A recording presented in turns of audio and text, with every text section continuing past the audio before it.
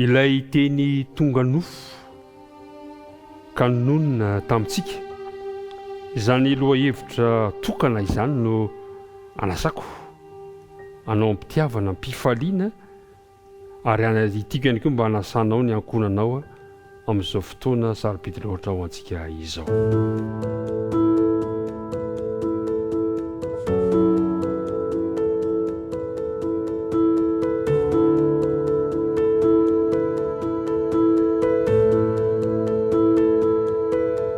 Ry mpiara-midinika amiko, manolotra ny fiarabana ho antsika rehetra amin'ny ity maraina vaovao ity. Mino fa samy natory tsara isika ary nomen'Andriamanitra ny hery vaovao afaka hiatrika indray ny tontolo androm-piainantsika. Koa dia tononoko mandrakariva ho anao ny fiadanan'ny Tompo sy ny ankohonanao. Mialohan'ny andiniantsika izany loha-hevitra tokana izany kanefa manandanja dia manasanao mba hiaraka hivavaka amiko. Andriamanitra rainay izay any an-danitra misotranao izahay, fa notantaninao sy novombinanao ka afaka miaraka indray, miaraka mandinika ny teninao. Mamela ny helokay mamindrafo aminay. Aoka mba eo akaikinay mandrakariva ianao. Aoka ny fanena masina ary mba harotsaka teo am-ponay. Azonay mandray tsara ny teninao ka izany fanaizany ihany koa no ampianatra anay. Dia mety izo ampiaino izao. Aoka ny fahasoavanao mba ho aminay mandrakariva amin'araka Kristina angatana ny vavaka. Amen. Ilay teny tonga nofo ary nonona tamintsika. Ny filazantsarany Jaona toko voalohany dia iverenantsika ilay teny. Tamin'ny voalohany ny teny ary ny teny tao amin'Andriamanitra ary ny teny dia Andriamanitra. Izy dia tao amin'Andriamanitra tamin'ny voalohany. Izy no nahariana ny zavatra rehetra ary raha tsy izy dia tsy nisy nahariana izao zavatra izao na dia iray aza. Eo amin'ny andininy 4:10. Ary ny teny dia tonga nofo ka nonona tamintsika ary hitanay ny voninahiny dia voninahitra miendrika ho amin'ny ilay tokana avy tamin'ny iray sady feno fahasoavana sy fahamarinana. Inona no ambaran'izany teny izany amintsika androany? Zavatra lazainy eto izao ny amikasika ny amin'ny Jesosy ilay Andriamanitra. Zay ny fanombohana. Tsy ny anaran'i Jesosy no hitarihan'ny Jaona ny filazantsarany na ny mahamesian'i Kristy, fa ny hitarihan'ny Jaona antsika dia ny mahateny azy na hoe logos amin'ny teny Grika. Ny teny no nanombohan'ny Jaona azy ka io teny io na logos dia mba hanondrona ny rafitra feno fahendrena iorenana izao rehetra izao. Entina milaza mihitsy ary zany ny fisiny ny fahendrena ao amin'Andriamanitra ilay hoe ny teny. Ity teny ity na le logos ho an'ny filazofy hafa izy, ho an'ny filazofy dia heverina izy ireo fa manondro tontolo anankiray izay tsy hitan'ny maso ka manilanilana zavatra mandrakizay amin'ny mety simba sy ny amin'ny tany.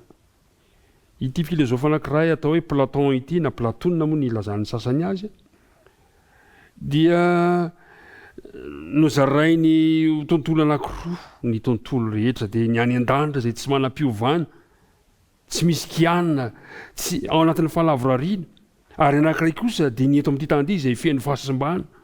Izay ny fahitany azy.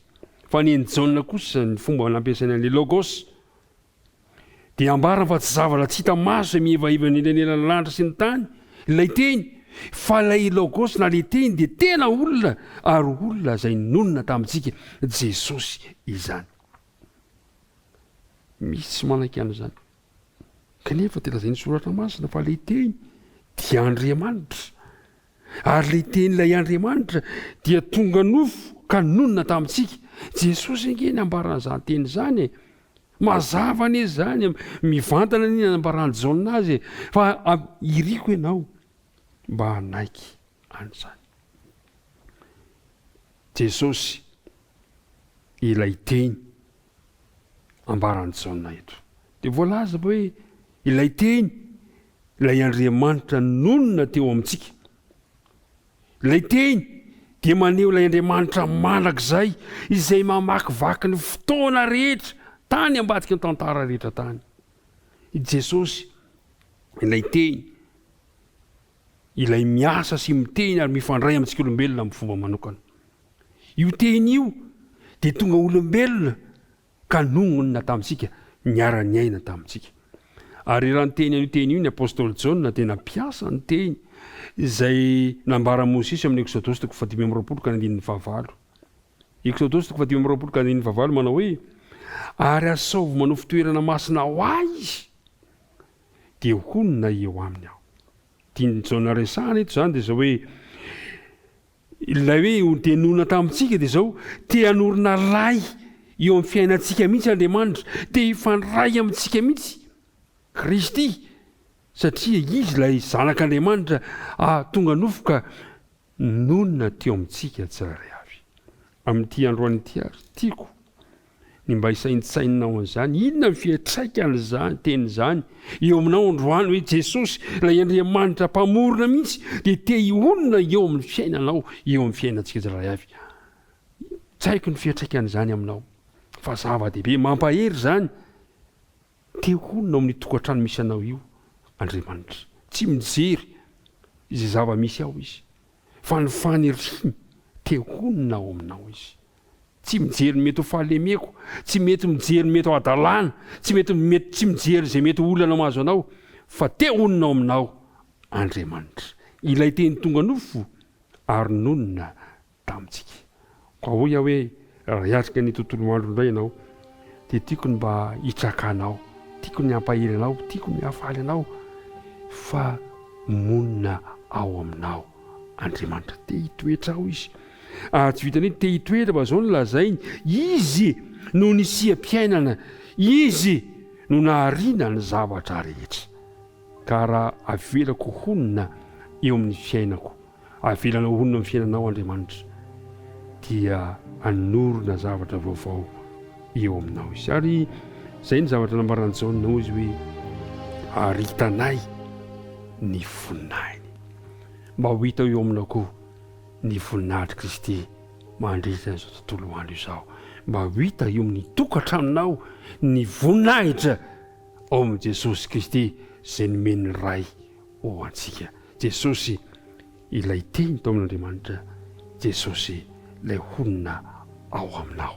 Dia mirary ny tontolo andro mahafinaritra ao anao indray ankehitriny, mirary anao mba ahazo faherezana, mirary anao mba ahita fifaliana mandritra an'izao tontolo andro izao, satria ilay Andriamanitra tonga nofo mihitsy no te honina ao aminao. Ary matoky fa honina ao aminao izy. Iaraka hivavaka arsika mba amezantsika izany tinitinika izany. Andriamanitra rainay any an-danitra, misaotra anao izahay no fitiavanao anay indray ka nahafahanay nandinika ny teninao, ka nampahafantaranao anay fa ianao dia Andriamanitra tonga nofo ary maniry honina mandrakariva eo aminay. Ekenay izany Andriamanitra, manaiky izahay fa ho sokafanay ny varavarany trano, varavarany fonay mba honenanao, dia mba honinao ianao, ary irinay Tompo mba ho tamana ao amin'ny toerana misy anay ianao. Mba afaka tononona sy agnatana amin'ny anaran'i Jesosy. Amen.